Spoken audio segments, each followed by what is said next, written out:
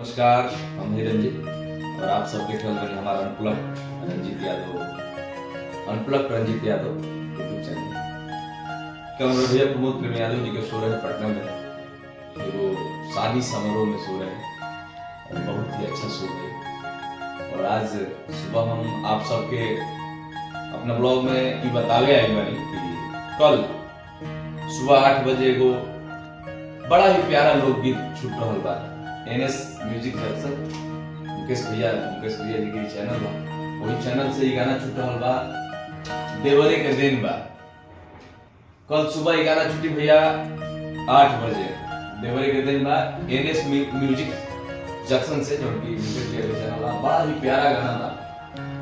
ये गाना के लिखने बड़े एमपी यादव भाई, म्यूजिक के बड़े अभिषेक तिवारी जी। तो जे भी हमारे भाई दोस्त मित्र प्रमोद प्रेम यादव भैया से प्यार करे वाला श्रोता हमके देखो सुंदर बांधा अनप्लग चैनल पे आप सबसे भी हमारा रिक्वेस्ट बा कि आप सब कल सुबह में 8 बजे एनएस म्यूजिक जंक्शन पर जाके आई गाना जो आ रहा होगा देवरे के दिन में, बड़ा ही प्यारा गाना बा। रासना उम्मीद बा, भरोसा बा, विश्वास बा कि आप सबके गाना बहुत पसंद आए। आप सब जरूर कल सुबह 8 बजे एनएस म्यूजिक जंक्शन पे जाके देवरे के दिन बा गाना के आनंद ले जाए।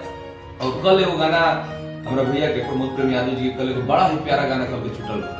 वो गाना के नाम बा कि दर्द बड़ी गहरे बा। बड़ा ही प्यारा गाना बा भैया, म्यूजिक मोहल्ला चैनल से कल छूटल बा गाना। और गाना के प्यार भी मिलल बा, बड़ा ही प्यारा वीडियो भी बा, बहुत अच्छा लोकेशन पे वीडियो के शूटिंग कइल भी बा। जे भी हमारे भाई दोस्त मित्र और प्रमोद प्रेम यादव भैया से प्यार करे वाला श्रोता अभी तो वो गाना के सुनने से वंचित रह गइल बने, आप सब एक बार म्यूजिक मोहल्ला चैनल पर जाके दर्द बड़ी गहरे बा गाना के खूब प्यार दुलार दीजिए। बड़ा ही प्यारा गाना बा, हमरा आशा ना भरोसा बा कि आप सब एक बार सुनब तो वो गाना के 2-4 बार सुने के मन करी।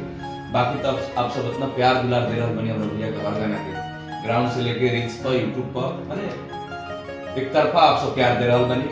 शेर ही सोना के वैसे ही प्यार दे रहल बनी। एगो गाना ई बा जादू जी के व्रतिया वगैरह कैसे ही प्यार दे रहल बनी। एगो और गाना क्लिक कर रहल बा सारे गांव कंपनी से गाना ई बा कमर अब प्रिय सुना कसाइल बा, कमर कसाइल, कमरिया कसाइल, सॉरी। बड़ा ही प्यारा गाना बा भैया, वो गाना के प्यार दुलार मिल रहल बा। रील्स पर भी गाना माने ट्रेंड कर रहल बा नंबरिंग में, और यूट्यूब पर भी अच्छा बाटे, ग्राउंड पर भी गाना बज रहल बा।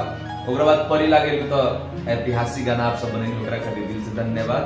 नवंबर में तू नंबर अपन बदल दिहलु ए जान, वो गाना लाजवाब गाना बा। लेकिन अभी गाना सब गाना हिट कइले बा। शेर हई सोना हम अकेले फरियाइला, ई गाना भैया एक तरफा चलता, केहू कंपटीशन में भी नहीं है।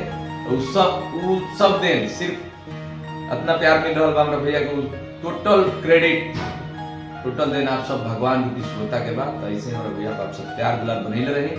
बाकी थोड़ा बहुत प्यार हमरा unplug Ranjit Yadav YouTube channel पे भी आप सब दे दीजिए, ताकि हमरो मनोबल ऊंचा रहो। तो कोनो भी अपना भैया के हम नया अपडेट लेके आए, प्रमोद प्रेम यादव भैया के कोई भी नया अपडेट लेके आए तो सबसे पहले आप सबके हम अपना चैनल पे लेके आए। चाहे न्यूज हो भैया के कोनो गाना आवेला बा या मूवी या सॉन्ग कुछ भी होके, सबसे पहले आप सबके हम प्रोवाइड करेला अपना YouTube channel unplug Ranjit Yadav. आप सब थोड़ा सा प्यार दे दीजिए, लव यू।